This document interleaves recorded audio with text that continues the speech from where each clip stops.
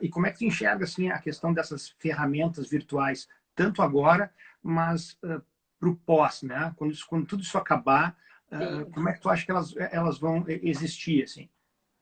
Só me Então, desculpa, antes de tu falar, para quem entrou depois de novo, lembrar. Doutora aham, Alessandra Morelli, oncologista do Hospital Muniz de Vento, né? Uma grande amiga, colega de faculdade e cofundadora da startup Tumi, né? Que uhum. nós vamos falar em seguida, nós estamos introduzindo esse assunto porque a Tumi entra nisso aí também. Né? Mas, por favor, o que tu pensa aí em relação a essas novas coisas do presente e para o futuro? Então, na verdade, eu acho que, de certa forma, nós já vínhamos fazendo um pouco de telemedicina sem chamarmos de telemedicina. Eu acho que toda vez que a gente recebe um WhatsApp de um paciente e responde o WhatsApp e orienta, mesmo que as regras dos conselhos até então nos proibissem de indicar uma medicação para um paciente sem examiná-lo pessoalmente, isso já era feito. Eu, pessoalmente, assim, 80% das complicações dos meus pacientes a gente consegue resolver por telefone. Isso Hoje mesmo. em dia é muito raro um paciente realizar um tratamento oncológico e entre um ciclo e outro, ele precisar ir para a emergência por qualquer coisa. Então, assim, se ele está bem orientado, obviamente, se ele tem o nosso contato, se quando tem alguma dúvida, ele tem alguma forma de acesso para o médico, em geral, esse paciente não precisa ir para o hospital, a não ser nos períodos em que ele faz o tratamento oncológico e que tem a consulta conosco. Então, Certo. acho que, de certa maneira, nós já vínhamos fazendo isso. Com a relação à telemedicina, eu, infelizmente, essas decisões elas não são só técnicas. Então, eu acho que uma das questões que atrapalhou a aprovação no Brasil é que a, a indicação ela deixou de ser uma discussão só técnica e passou também a ser uma discussão política. E eu Que acho escolhe que tudo como quase sempre. nós, como médicos, saímos perdendo nessa discussão. Porque eu acho que o que aconteceu agora, uma vez, se nós tivéssemos tomado a, a telemedicina como algo realmente da nossa atividade, estabelecido regras que viabilizassem isso de uma forma correta, com procedimentos de pagamento de honorários bem delineados, com tudo, e isso estaria sendo realmente algo para o nosso lado, sabe? De um ato médico fundamentado do nosso atendimento.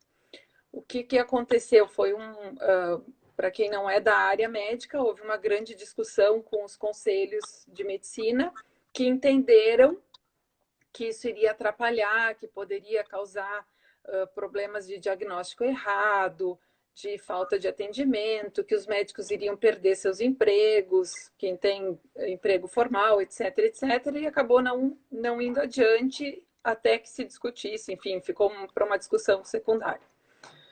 E, bom, o que acontece? Agora, com a situação do Covid, se impôs essa necessidade, porque nós não podemos colocar os nossos pacientes em risco de circularem a todo momento dentro do hospital. Nós, como profissionais da saúde, também precisamos, de certa maneira, nos proteger. E a telemedicina veio como uma imposição do que eu chamo de cisne negro, que foi o Covid-19. Para quem não leu o livro Cisne Negro, eu acho que ele é o próprio cisne negro.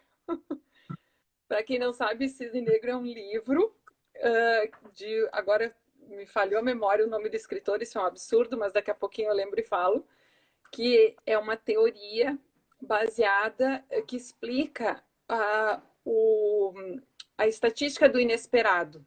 Ou seja, que por mais que a gente planeje os acontecimentos, que a gente tenha capacidade de previsão, que a gente tenha a condição matemática de estabelecer estatísticas, etc., surpresas acontecem e a gente não tem ideia de quando elas vão acontecer. Então, o cisne negro é a história, na verdade, que os ingleses, quando estavam colonizando a Austrália, quando começaram a tomar conta da Austrália, eles não tinham conhecimento de que o cisne negro existisse, que fosse uma espécie que era viável, digamos assim. Eles só conheciam o cisne branco. E aí descobriram o cisne negro quando começaram a colonizar a Austrália. Então, que é uma surpresa, ou seja, estava lá, existe, mas ninguém sabia que aquilo existe. Então, eu acho que o ponto positivo dessa pandemia é que a gente vai disponibilizar novas tecnologias, as formas de trabalho já estão modificando.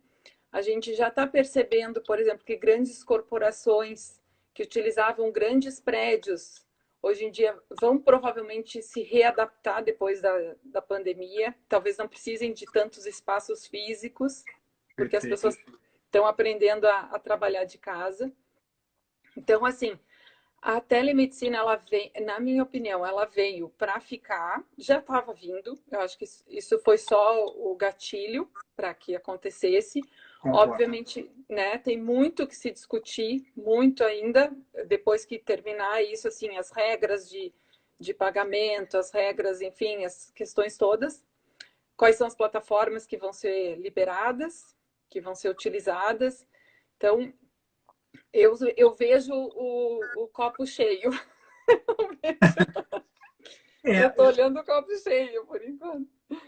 Mas eu concordo contigo que essas tecnologias elas estão vindo para ficar.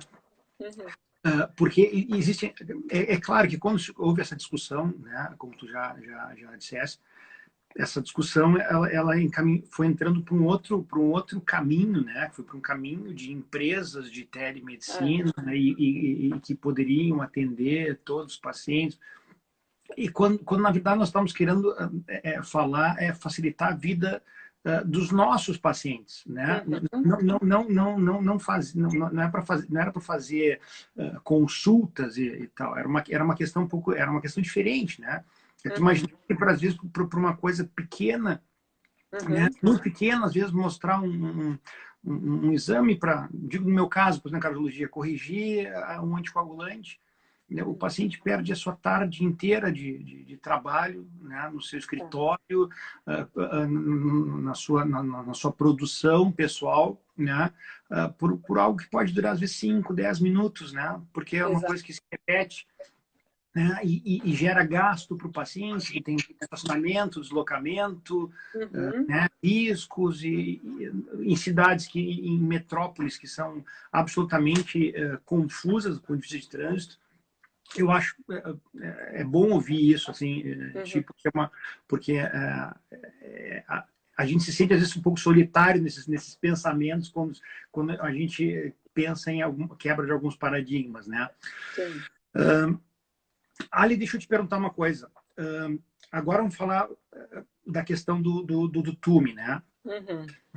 A startup que tem aplicativo e tal.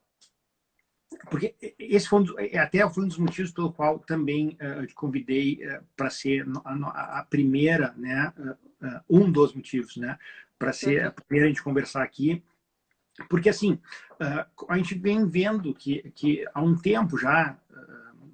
3, 4 anos, talvez um pouco mais até, né? Lá fora algumas coisas andam mais rápido, né? Por exemplo, a Johns Hopkins tinha alguns aplicativos para pacientes neurológicos, né? Por exemplo, pacientes que tinham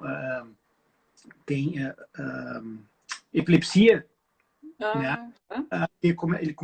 O aplicativo percebia, né, quando fosse ou por um telefone, como se fosse o Apple Watch, né? Sim. E avisava o paciente que ele estava começando com os sinais.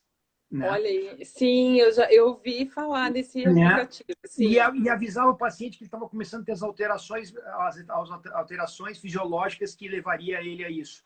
E aí, as coisas andavam. Alguns para pacientes oncológicos, outros para pacientes em relação à otorrinolaringologia. E aí que entra essa questão, assim, né? Que é uma questão meio inovadora, que é a questão do TUME, né?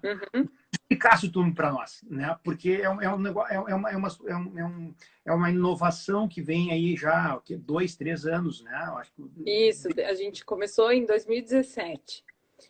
Na verdade, bom, o TUME, ele é um aplicativo de acompanhamento remoto de pacientes em tratamento médico.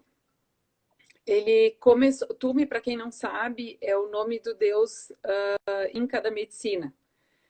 Então, veio daí o nome. E logo que surgiram assim essas possibilidades de tecnologia, WhatsApp, etc., eu vinha já pensando, e aí também dessa observação dos pacientes em tratamento oncológico, que é um mundo absolutamente novo e em geral, as pessoas têm muito medo, muita ansiedade, porque é algo totalmente desconhecido. É uma vivência que a pessoa nunca teve até então. Então, eu observando isso nas minhas pacientes, eu buscava algo que pudesse tranquilizá-las, mesmo quando elas não estivessem em contato comigo. Certo. Então, que a paciente pudesse entender que o que ela sente, porque uma série de sintomas acontecem durante o tratamento oncológico e muitas vezes não são coisas graves, mas como são coisas diferentes, que as pessoas sentem uma dor, sentem uma alteração de sensibilidade e tem receio. Será que isso é algo grave? Uma dor de cabeça? Será que isso é grave? Eu preciso me preocupar? Ou eu posso tomar um analgésico e isso vai passar? Então, surgiu a ideia, eu fiquei com um tempo elaborando, tentando identificar como eu poderia fazer isso, até que surgiu a ideia de fazer um aplicativo onde os pacientes pudessem ser acompanhados, preenchendo o que eles sentem e que o aplicativo pudesse dizer, olha, isso é grave, isso não é grave. Certo. Num primeiro momento, eu dividi essa ideia com um professor meu da época da faculdade, que é o meu grande amigo até hoje, o Carlos Barrios, foi meu mentor durante a residência, para ouvir de alguém com mais experiência se aquela ideia que eu tinha tido era algo viável ou factível do ponto de vista de tratamento oncológico. E ele adorou a ideia e nós começamos então a desenhar o que seria o que a gente chama de mínimo produto viável. Só que nós não tínhamos alguém que transformasse essa nossa ideia em algo tecnológico, em um aplicativo. E fomos atrás de pessoas que pudessem desenvolver isso. No primeiro momento foi muito difícil, porque era muito caro e eram poucas as pessoas que tinham o entendimento do que a gente queria fazer e o comprometimento do que a gente precisava fazer. Até que um dia, num dia normal de consultório, entrou no meu consultório uma paciente, ela estava aí até pouco tempo, não sei se ela entrou de novo, e com o diagnóstico de um câncer de mama, diagnosticado durante a amamentação da filhinha mais nova dela.